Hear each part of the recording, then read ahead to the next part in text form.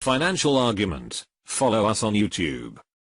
Hey everyone, this is Elijah Johnson with FinanceAndLiberty.com, and back with us today is Bix Weir from RoadToRuta.com. Bix, thank you so much for joining us today. Hey, it's nice to be on with you. All right, well, I'd first like to discuss how you see the economic meltdown coming in the second half of 2016, and that's right now. It's basically within the next 6 months, you see? Oh, definitely, and you can see it starting. I mean, yes, the markets are still 100% manipulated. The Fed is in there buying stocks, keep supporting the stock market. They're keeping gold and silver prices down. They're doing everything they can to keep this game going for the last few months of at least a 40-year manipulation. But you can also see the cracks and really exciting things going on behind the scenes with the banks and what's going on with the derivative market, that weapon of mass financial destruction that nobody seems to be talking about. It's really interesting that, banks like Deutsche Bank the stock is crashing, bad news coming out every day, and nobody talks about them holding 50 trillion plus in derivatives and what would happen to the system if they did go down. And that's what you've been talking about, is you see that Deutsche Bank will be the trigger for the global financial meltdown? There could be many triggers, but Deutsche Bank is the most likely trigger because the real guts of the problem, just like in 2008, is the derivative situation. Now, derivatives were created to control the financial markets and the metal markets because, they couldn't sell real metal, but if prices were determined by derivatives of metal, they can run their game as long as they want. Silver right now is trading at least 500 billion ounces of derivative silver every year. 500 billion ounces. And there hasn't been that much, even close to that much mined in the history of the world. So, and this is happening every year. And the derivative game is exactly where they control prices and rig prices.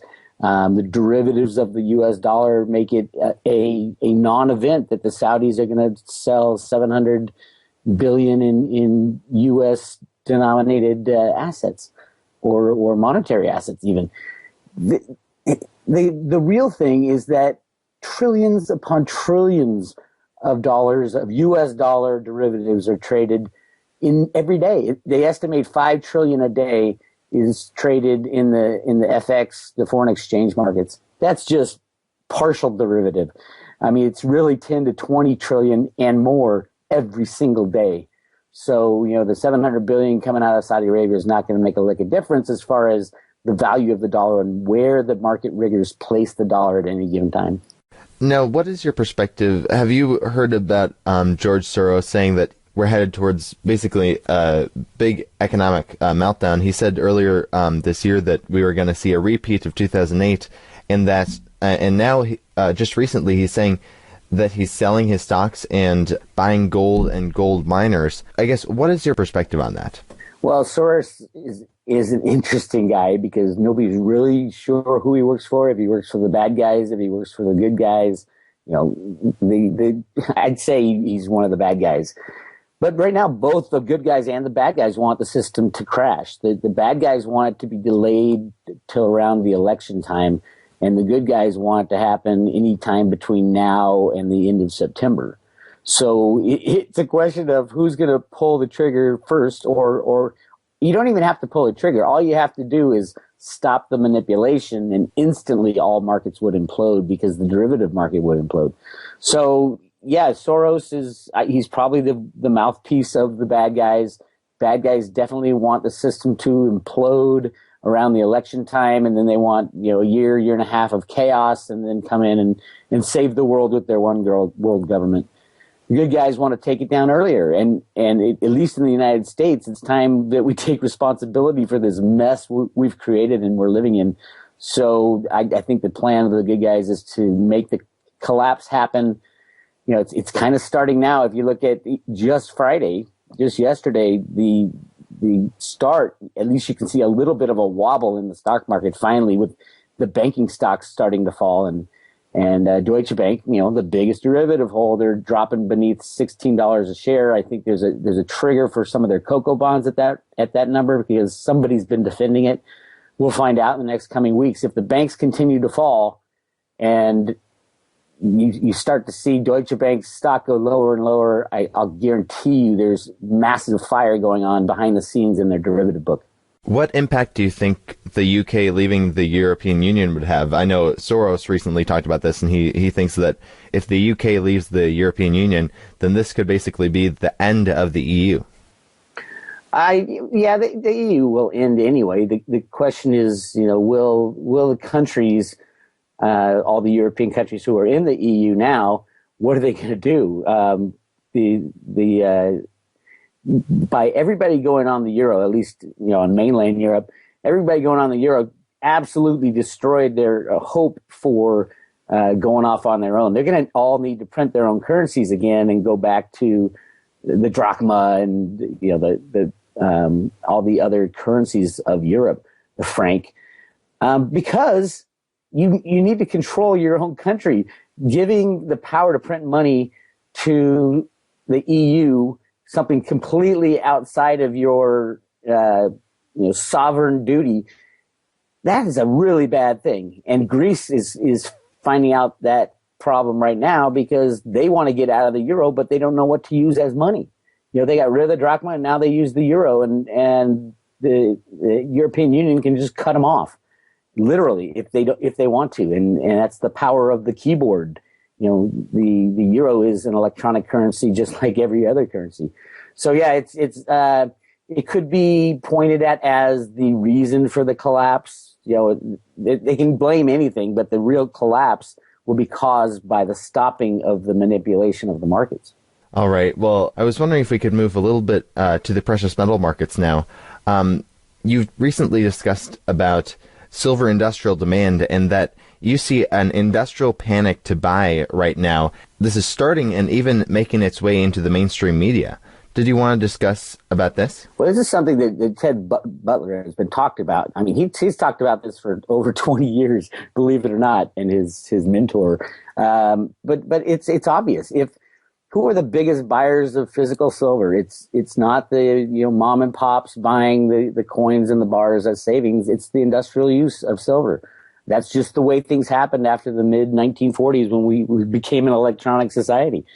So they're the big buyers of the physical stuff. They're the ones whose products do not go out unless they have physical silver. And physical silver is used in such small quantities for most of the applications that Apple is going to have to load up on physical silver because there's physical silver in every iPhone. And why would they risk their product line and their company on not having access to physical silver when the manipulation ends?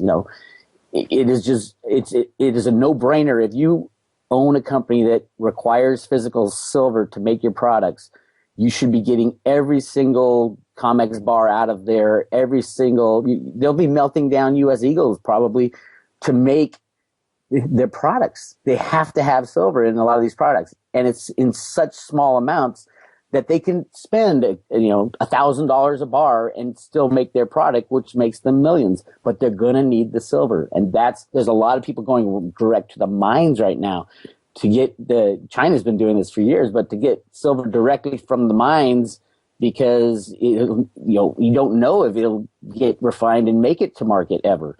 That's the key, is when this thing falls apart because of the manipulation, because the prices have been kept so low for so long.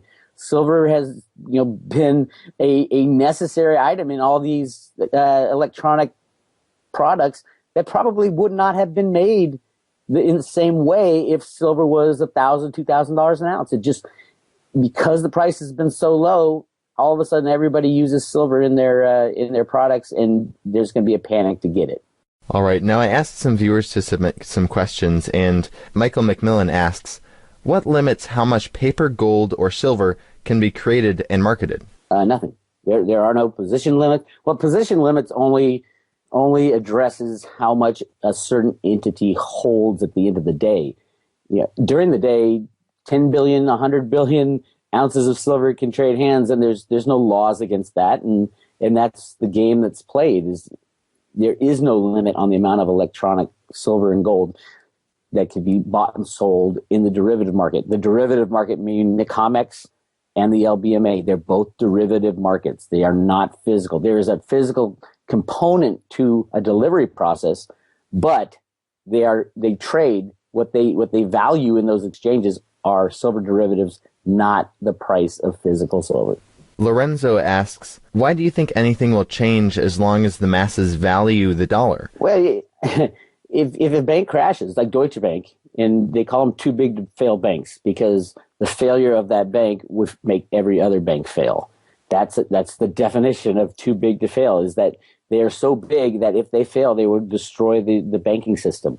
So the value of the dollar, I think, in the crash will go through the roof if people even use dollars anymore. Most dollars are electronic blips. So when these banks crash, the physical paper in your hand will be worth a lot more because there's no other money. And in the United States, we'll have our coins that we have in our piggy bank, and our, all the waiters and bartenders will probably be very wealthy because they keep, their 5s, 10s, and 20s in a jar by their bed. The reality is all other electronic money is kept in these banks. So you, as an American citizen with money in the bank, have an electronic promise from a bank. When that bank closes, the credit defaults, which is exactly what will happen when one of these too big to fail bank goes down, all that money will be gone. FDIC doesn't have the money to replenish it, not even close. And before they have to do that, the FDIC has to pay for all the derivative messes, which Citibank put in the Dodd-Frank bill, that before anybody gets paid out from FDIC insurance, the FDIC first has to bail out the bank's derivative positions, which is hundreds of trillions of dollars. So basically that guarantees that the FDIC will not be there to cover any bank balances when the crash happens.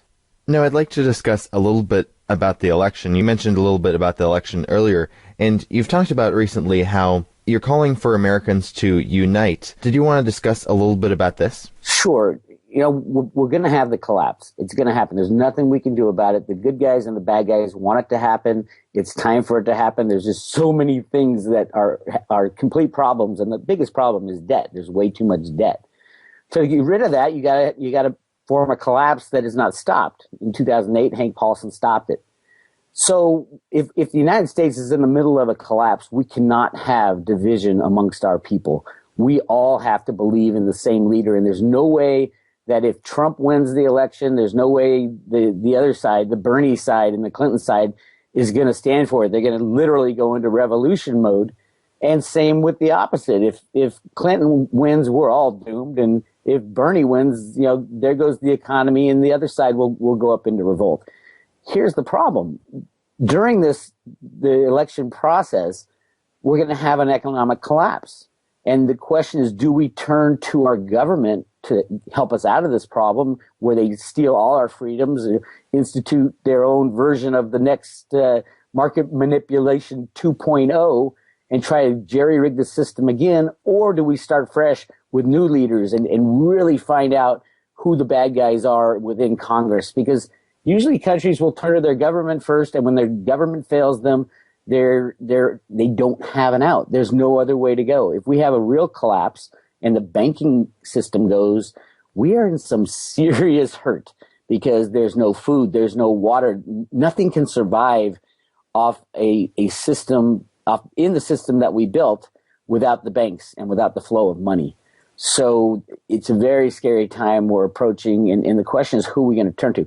The only way I see this working out good for the United States is if we get everybody united. And to do that, it's not simple, and it may freak people out, but if we unite the people with Trump and with Bernie Sanders, and they run together on a single ticket, that would be very interesting. They both are hated by the Democratic and Republican parties, the establishment parties, but everybody's done with those parties anyway.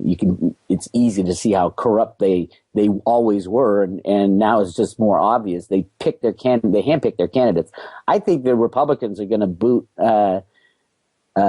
Trump out of the nomination. I think there's talk brewing of it. So if Bernie Sanders gets disenfranchised and if Trump gets disenfranchised, why not just join them together? They're both, they're obviously polar opposites in certain things, but they also agree on a lot of things as well. On guns, they both want what's best for their country. They just have different ways of going about getting there. And so why not have like Trump as the president negotiating contracts and working on the economy, and Sanders as the vice president taking care of the people and helping reallocate money to the entire nation, because if the banks crash, everything crashes. I think that combination, there's a possibility to go forward. Without it, you're going to see revolution in the street because one side will be disenfranchised, and we can't have that during this transition. No, it seems like, even a lot of Republicans right now seem to not like Trump also, and they definitely wouldn't like Sanders. So it seems like there's a large sector of the population who doesn't like Sanders or Trump. So how do you see... Hang on. The Republicans do like Trump. It's just the Republican establishment people who don't like Trump. Now, Trump, I think, is doing everything he can to get on the bad side of the Republican establishment. I think that's why he's making all these ridiculous comments. And I think he wants to get thrown out of the Republican Party. He's already built his base. He's got a huge following. Same with Sanders. He's got a huge following. You get those two together running not as a Republican and not as a Democrat, and you could see the potential for uniting the country and at the same time taking out the evil people within the two parties. So you mentioned that you don't think Trump will actually get the nomination. How do you see them taking it away from him at the convention? Well, a few days before the convention, they decide on new rules. So they'll just change the rules. And a lot of the delegates that are Republican delegates were put there as Trump delegates. But if they can't decide on the first vote, it goes to a second vote. And a lot of them were put there on purpose so that they vote for someone else besides Trump. So there's a big effort to make sure that Trump does not get the establishment Republican nomination. And I think they're going to do it. I think Trump wants the same thing. He doesn't want to run as a Republican. He wants to run as an independent. Same with Barney Frank. He doesn't want to run as a Democrat. He wants to run as an independent. There's something going on behind the scenes. I just hope it gels and gets together by the time the economic collapse hits sometime this summer, because we're going to need strong leadership to move forward, and we need everybody on board. We need the far left and the far right. Far left is represented by Sanders right now, and the far right is represented by Trump. And the parties need to be taken out. I think it's possible, especially if you have Trump getting kicked out and Bernie Sanders being disenfranchised by the Democrat. I know the last time I interviewed you, I think you were saying that if the economic collapse happens before the election, there might not even be an election. Is that what you said, and do you still see that as a possibility? Oh, definitely. I mean, the election might not even be very important at all. If the United States of America is bankrupt because the government keeps their money in these banks too, there's going to be no money to hold an election. There will be. See, that's the problem. Is the system will stop. It's not like the government will continue going and continue trying to fix the problem. The government won't have any money. Everybody can go to Congress, and Congress is going to have to talk about reallocation of money. And that's a very, very difficult thing to talk about when all the rich have lost all their money and all the poor have lost all their money. And they've also lost all their debt, by the way, which is a bonus. But how the biggest problem, according to Greenspan in his book, is allocation of resources. Who should get what, or should a government even be in charge of that? There are many, many issues and problems that are going to come to our country. And the federal government was never meant to be this monstrosity that it is today. I think it's 35 or 40 million people work for the federal government in our country, which is crazy. It was supposed to be this tiny little part of our nation, powerful, but tiny. And everything else was supposed to go to the power is supposed to go to the states. But for some reason, we have let the federal government take over everything. So when the federal government fails, when the banks fail, will there be an election? I don't know. I think it's up in the air. Possibly. Will there be martial law? Probably. But, is it a good thing or bad thing? I don't know. You might have people roaming the streets with guns. That's the problem that is being dealt with at the U.S. Treasury and the U.S. Fed is what to do when this crash happens, because it'll be pure chaos. And I think we have to go through a little chaos to move forward, but I just hope it doesn't last, months and years. And I'm hoping it's weeks and months.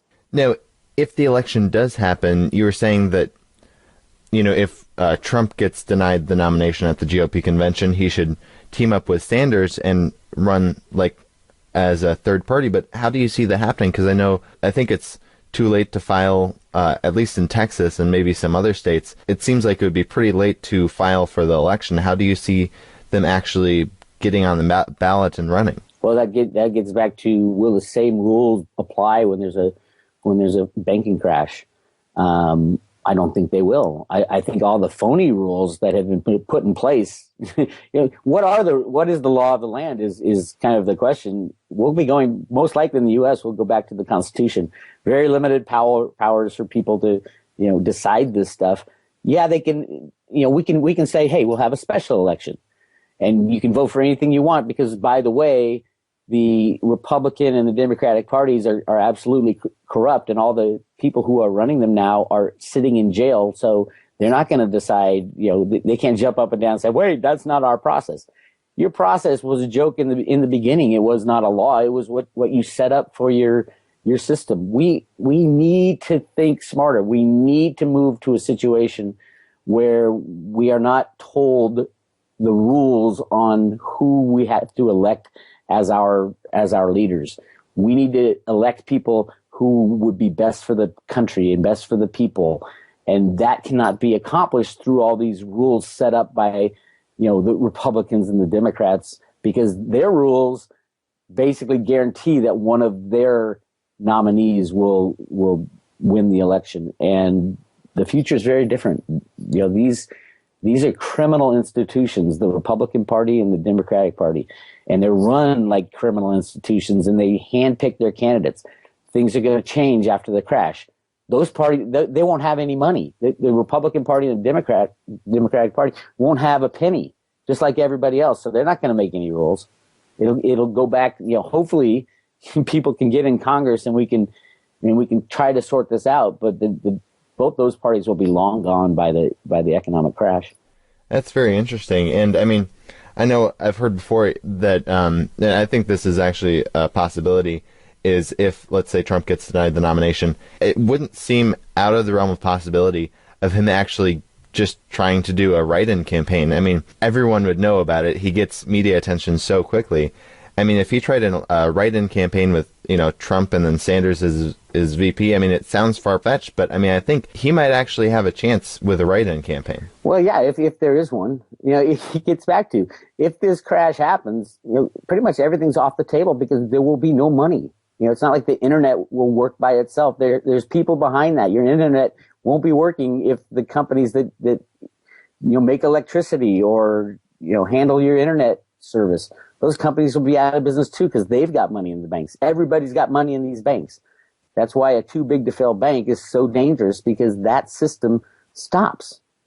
And we could talk all we want, but I think our very last thing we'll be worried about is who's going to be running for president. Right. And do you see this being our last chance to basically have the good guys win? For the good guys, it's definitely their last chance. The good guys meaning the people that I believe have been trying to take down the system from the work at the Federal Reserve Bank of Boston, the information that came out of there. This is Greenspan and people like that who are trying to destroy the monetary system and get us back to a gold standard. It's possible that we can do it, but they failed many times. They tried to do it in 2008, and the people weren't ready. They went to Congress for a bailout. At first, Congress denied them a bailout, the banks, and the stock market started to drop. So everybody said, "Oh no, let's give them $700 billion." Will that happen again? I don't think so. I think that people are ready to stand up. So if it doesn't happen now, you could pretty much kiss it goodbye, because there are so many things wrong with the system today. Too many have-nots and too few haves with everything, and too many have-nots. And the biggest problem with the rich, if you have too many poor, they want the majority of the wealth. But if you have too many people with the majority of the wealth, then the small worker bees are going to stand up and say, we're done with this. We are absolutely done with this. And the election problems already are kind of a spark. And, I hate to say it, but I do see rioting coming to the streets of America this summer.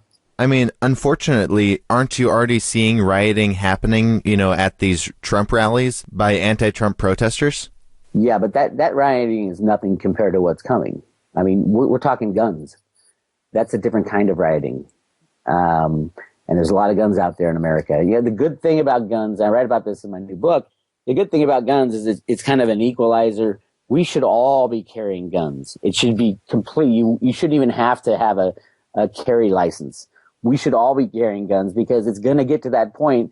You got a few people breaking the rules, carrying guns to these rallies or these protests. And then the chaos just develops and we and we shrink as a country and then everybody's going to be walking around with a gun. They're almost doing it right now. I have a friend in Europe who's told his wife, keep this gun in your handbag because you never know what's going on with all the imported refugees, as they call them, inciting this violence. This is crazy over there. Same thing's going to be happening here. A year from now, we're all going to be wearing guns. Now, the good thing about everybody having a gun is that the problems aren't very big. Once a crazy shooter starts shooting, they're taken out very fast. So we're in for a different time when this election chaos starts and the people aren't happy at all with what has happened. They're not happy with our government. They're not happy with Wall Street. They're not happy with anything. And they're going to voice that frustration. We're kind of seeing it already with the freezing of the EBT cards. People are starting to go crazy already because they're 10 days without their, free handouts. What happens when they stop the free handouts? When the banks crash, there are no EBT cards. And it's JP Morgan's the one who, facilitates that EBT game, and they're bankrupt. And they have been bankrupt since the whale thing fiasco, which was not, $8 billion or $9 billion. It was more like 8 or 9 trillion that they're not telling you about. So, yeah, everything's going to change this summer. You're seeing kind of a glimpse of it already, but it's going to get uglier and uglier as we get closer and closer to this, to the election stuff and the Brexit. I don't see how we're going to get past, maybe a lot of manipulation gets us into mid-July, but it's going to take a lot of manipulation to even get us that far. And then come August, September, I think it's over. I guess to kind of wrap up, did you want to share with the viewers, what they can do to, when this collapse occurs, kind of help to have the good guys win, I guess, in a peaceful way, obviously? What kind of peaceful things can people do to have the good guys win? I'd say it's up to the individual now. You need to educate yourself. That is the key. Educate yourself as to what has happened so that when this crash hits, and prepare for, going it alone for a little while. But I'm sending out next week, I'll be sending out a kind of a explanation video of how the Road to Ruta was discovered. And it walks you through how to find out what's really happening behind the scenes. And if we can spread this information all over the world, then the government will have to come out and say, okay, yeah, we've been lying to you all this time. We know the crash is about to be here. We think and hopefully they'll say, we think the best way to get through this is to just have full disclosure. Tell everybody what's going on and tell everybody the steps that we're going to take to change the way we live, because you cannot live in the type of world we live in, which is pure manipulation and pure fantasy anymore. We have to grow up and we have to move out of mom's basement and get out there and start living. And the only way to do that is with complete and total knowledge and information of why these markets are rigged, how they're rigged. And we need to set up new markets. And so we can progress past this mess. Hopefully there are plans in place. I think there have been for a long time, but I think they're scared that their plans won't be accepted anymore by the people because there's so many pissed off people. Well, Bix Weir, before we let you go, did you want to share with the viewers where they can find you online and any last thoughts you'd like to add? I'm at roadtoruta.com. I've got my 4th book coming out on the 15th of June. It talks all about this stuff we're talking about right now. I've got that disclosure video about the Road to Ruta coming out on Sunday. So I just hope everybody takes the time to not only learn this information, but also spread it, because the only way we can get through this is by working together. Great. Well, Vic Weir, thank you so much for your time. Thank you, Elijah. This video was brought to you